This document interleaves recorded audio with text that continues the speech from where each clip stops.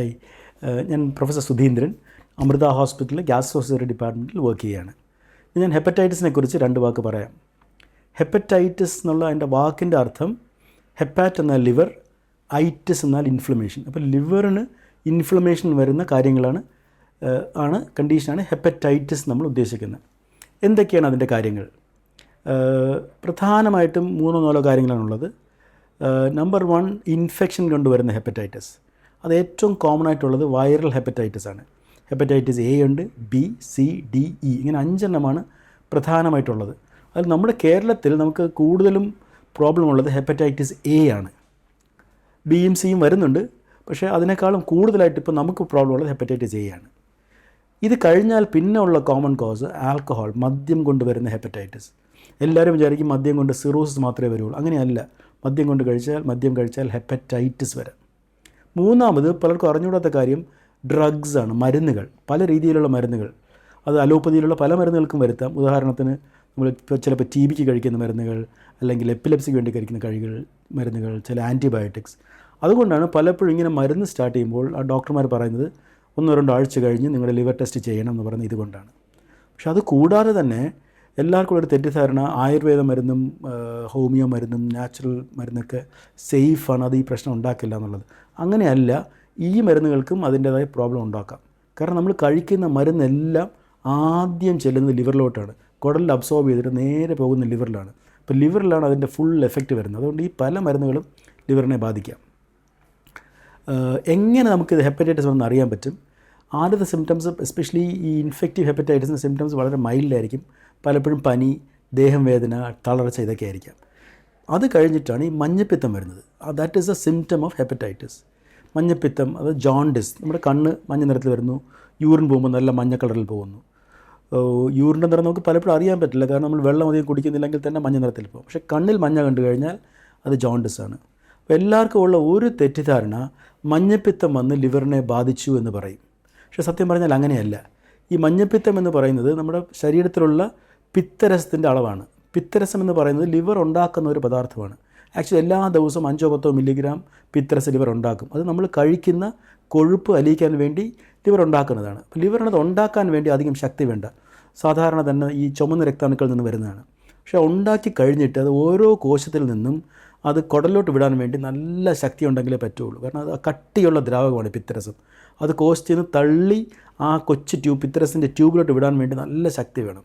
ലിവറിൻ്റെ ശക്തി എന്തെങ്കിലും കാരണത്താൽ കുറഞ്ഞു കഴിഞ്ഞാൽ ഈ പിത്തരസം കുടലിലോട്ട് പോവില്ല. അതിന് പകരം അത് തിരിച്ച് ബ്ലഡ് കയറി മഞ്ഞ വരും.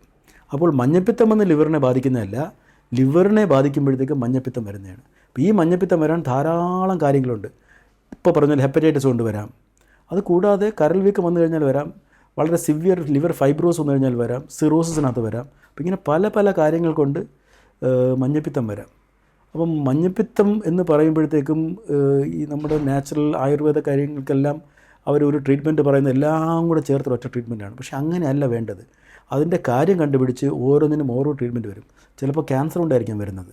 പാങ്ക്രിയാസ് ക്യാൻസർ കൊണ്ട് വരാം. പിത്തട്യൂബിൻ്റെ ക്യാൻസർ കൊണ്ട് വരാം.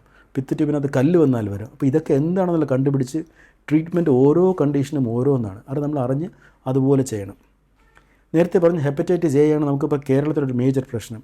കാരണം എന്താണെന്ന് വെച്ച് കഴിഞ്ഞാൽ ഹെപ്പറ്റൈറ്റിസ് ബിക്കും സിക്കും, ഹെപ്പറ്റൈറ്റിസ് ബിക്ക് വാക്സിൻ, സിക്കില്ല, ബിക്ക് വാക്സിനേഷൻ ഉണ്ട്. ഇപ്പം നമ്മുടെ ഗവൺമെൻറ് പ്രോഗ്രാമായിട്ട് കുട്ടികൾക്ക് തന്നെ അത് കൊടുക്കുന്നുണ്ട്. അതുകൊണ്ട് ഹെപ്പറ്റൈറ്റിസ് ബിയുടെ അളവ് വളരെ നന്നായിട്ട് കുറഞ്ഞിട്ടുണ്ട്. ഹെപ്പറ്റൈറ്റിസ് സിയും അതുകൊണ്ട് നമുക്ക് വലുതായിട്ടില്ല, കാരണം അത് ബ്ലഡ് വഴി വരുന്ന അസുഖമാണ്. നമ്മുടെ ബ്ലഡ് ബാങ്കിൽ എല്ലാ ബ്ലഡും വളരെ നന്നായി ടെസ്റ്റ് ചെയ്യുന്നതുകൊണ്ട് സാധാരണ കൊടുക്കുന്ന ബ്ലഡ് വഴി വരാനുള്ള ചാൻസ് കുറവാണ്. പക്ഷേ ഈ ഡ്രഗ് അഡിക്ട്സ്, നീഡിൽ ഷെയറിങ്, അങ്ങനെയൊക്കെ വന്നു കഴിഞ്ഞാൽ ഇത് വരാം. സെക്ഷൽ കോൺടാക്റ്റിനകത്തും ഇത് വരാനുള്ള ചാൻസ് ഉണ്ട്. ഹെപ്പറ്റൈറ്റിസ് എയുടെ ട്രാൻസ്മിഷൻ കുറച്ച് നേരെ വേറൊരു തരത്തിലാണ്. അതിന് ഇംഗ്ലീഷിൽ പറയുന്നത് ഫീക്കോ ഓറൽ ട്രാൻസ്മിഷൻ എന്ന് പറയും. അതായത് ഫീക്കൽ മാറ്ററിൽ വന്ന് ഓറൽ ക്യാവിറ്റിയിൽ തടുമ്പോഴാണ് വരുന്നത്. അത് ഒബ്വിയസ്ലി അത് കേൾക്കുമ്പോൾ അരോചകമായിട്ട് തോന്നും. പക്ഷേ അത് സംഭവിക്കുന്നത് എങ്ങനെയാണെന്ന് വെച്ച് കഴിഞ്ഞാൽ ഹെപ്പറ്റൈറ്റിസ് ബാധിച്ച ഒരാൾ, പുള്ളിക്ക് ആ ഹെപ്പറ്റൈറ്റിസ് വൈറസ് മൾട്ടിപ്ലൈ ചെയ്ത് പുള്ളിയുടെ മലം വഴിയാണ് അത് വെളിയിൽ പോകുന്നത്. അപ്പോൾ പുള്ളി വിസർജിച്ച് കഴിഞ്ഞിട്ട് ക്ലീൻ ആക്കിയിട്ട് കൈ കഴുകുന്നില്ല, അല്ലെങ്കിൽ നേരെ വൃത്തിയായിട്ട് കൈ കഴുകുന്നില്ല എന്നുണ്ടെങ്കിൽ ആ കൈകളിൽ മൊത്തം ഹെപ്പറ്റൈറ്റിസ് എയുടെ അണുക്കളായിരിക്കും. ആ കൈകൾ പുള്ളി എവിടെ തൊട്ട് കഴിഞ്ഞാലും അണുക്കൾ അവിടെ എല്ലാം വരും. ഉദാഹരണത്തിന് പുള്ളി ഒരു കുക്കാണെന്നുണ്ടെങ്കിൽ പുള്ളി കുക്ക് ചെയ്യുന്ന എല്ലാ ഫുഡിലും വരാൻ ചാൻസ് ഉണ്ട്. തൊട്ടടുത്തിരിക്കുന്ന സ്ഥലങ്ങളിലെല്ലാം വരും. പുള്ളി യൂസ് ചെയ്യുന്ന ബുക്കിൽ വരും, ഫോണിൽ വരും, വേറെ ആരും തൊട്ട് കഴിഞ്ഞാൽ അവർക്കും വരും. അപ്പോൾ ആ തൊടുന്ന ആൾ അവരുടെ കയ്യിലുള്ള അണുക്കൾ അവരുടെ വായിൽ എന്തെങ്കിലും രീതിയിൽ തൊടുമ്പോഴത്തേക്കും ആ ഹെപ്പറ്റൈറ്റിസ് എ അവരുടെ വാ വഴി കുടലിനകത്ത് ചെല്ലും.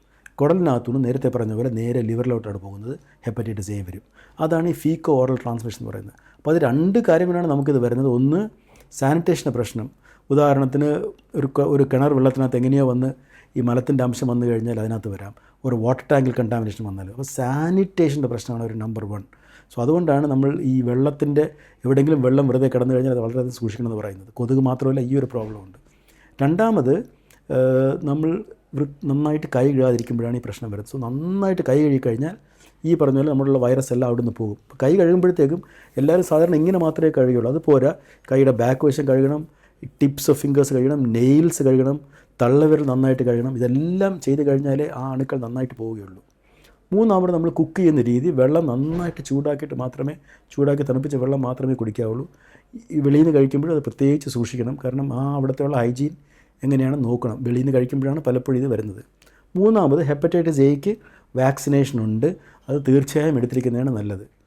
കുട്ടികൾക്ക് അത് കൊടുക്കുന്നുണ്ട്, എല്ലാവരും എടുക്കുന്നതാണ് നല്ലത്. ബി വാക്സിൻ ഈ പറഞ്ഞ പോലെ സ്റ്റാൻഡർഡൈസ്ഡ് ആണ്. അപ്പോൾ ഇതിൻ്റെ ഇടയിൽ ആൽക്കഹോൾ കൊണ്ടും ഹെപ്പറ്റൈറ്റിസ് വരാം. പലരും പറയും, സാറേ ഞാൻ അങ്ങനെ കഴിക്കാറേ ഇല്ല, പക്ഷേ ഞാൻ കഴിഞ്ഞ ദിവസം പോയി കുറച്ചൊന്ന് കഴിച്ചു. പലപ്പോഴും അങ്ങനെ കഴിക്കുമ്പോഴാണ് ഈ പ്രശ്നം വരുന്നത്. അതാണ് ബിഞ്ച് ഡ്രിങ്കിങ്. അത് കഴിക്കാതിരിക്കുന്ന ഒരാൾ പെട്ടെന്ന് പോയിട്ട് 4-5 പേർക്ക് ഒരുമിച്ച് അടിച്ചു കഴിഞ്ഞാൽ അത് വളരെ കോമൺ ആയിട്ട് ആൽക്കഹോളിക് ഹെപ്പറ്റൈറ്റിസ് ഉണ്ടാക്കും. അതിൻ്റെയും സിംറ്റംസ് ആദ്യം ഈ പറഞ്ഞാൽ കുറച്ച് ക്ഷീണമൊക്കെ ഹാങ് ഓവർ പോലൊക്കെ തോന്നും. പക്ഷേ അത് കഴിഞ്ഞിട്ട് മഞ്ഞയായിട്ട് വരുമ്പോഴേ പലപ്പോഴും നമ്മൾ അറിയുള്ളൂ. അങ്ങനെ വരുന്ന ആൽക്കഹോളിക് ഹെപ്പറ്റൈറ്റിസ് ആക്ച്വലി നല്ല ഡേഞ്ചറസ് ആണ്. അത് ലിവറിനെ മാത്രമല്ല പല അവയവങ്ങളെ അത് അനുഭവിക്കും. അത് കൂടുതലും വരുന്നത് ഫാറ്റി ലിവറുള്ള ആൾക്കാർക്കാണ്. അതായത് നമ്മൾ എക്സസൈസ് ചെയ്യാറ്, നമ്മൾ ഇച്ചിരി അമിതവണ്ണമുള്ള ആൾക്കാർക്ക് അതിൻ്റെ കൂടെ ആൽക്കഹോളും കൂടെ വരുമ്പോഴത്തേക്കും ഈ എഫക്റ്റ് എല്ലാം കൂടെ കമ്പൈൻഡ് ആയിട്ട് ഒരു 100 ഇരട്ടി എഫക്റ്റായിട്ട് വരും. അവർക്ക് ഡയബറ്റീസ് ഉണ്ടെങ്കിൽ അത് പിന്നെയും കൂടുതൽ പ്രോബ്ലം വരും. സിറോസുള്ള ആൾക്കാണെങ്കിൽ പിന്നെ പറയേണ്ട ആവശ്യമില്ല, ഇവൻ ലിവർ ഫെയിലോട്ട് തന്നെ പോകും. അപ്പോൾ ഇതെല്ലാം ട്രീറ്റ്മെൻ്റ് ഉണ്ട്. നമ്മൾ പോയി ടെസ്റ്റ് ചെയ്ത് കഴിഞ്ഞാൽ അറിയാൻ പറ്റും. എന്തെങ്കിലും പ്രോബ്ലം ഉണ്ടെങ്കിൽ പോയി ടെസ്റ്റ് ചെയ്യുക. SGOT SGPT എന്ന് പറയുന്ന ടെസ്റ്റാണ് ഹെപ്പറ്റൈറ്റിസിൻ്റെ പ്രധാന ടെസ്റ്റ്. അത് സാധാരണ 30-40 ഉള്ളത് ചിലപ്പോൾ 200-300 ചിലപ്പോൾ 1000 വരെ പോകാം. ഹെപ്പറ്റൈറ്റിസ് A Bക്കത്തെല്ലാം ചിലപ്പം 7000-8000 ആ ലെവലിലൊക്കെ പോകാം. അപ്പോൾ അത് നോക്കിയിട്ട് പേടിക്കേണ്ട ആവശ്യമില്ല. അത് പലപ്പോഴും 90% നമുക്കിത് ട്രീറ്റ് ചെയ്യാൻ പറ്റും. അപ്പോൾ പോയി കണ്ട് നേരത്തെ തന്നെ അതിൻ്റെ ട്രീറ്റ്മെൻറ്റ് എടുത്തു കഴിഞ്ഞാൽ നമുക്ക് നന്നായിട്ട് അത് പരിഹരിക്കാൻ പറ്റും.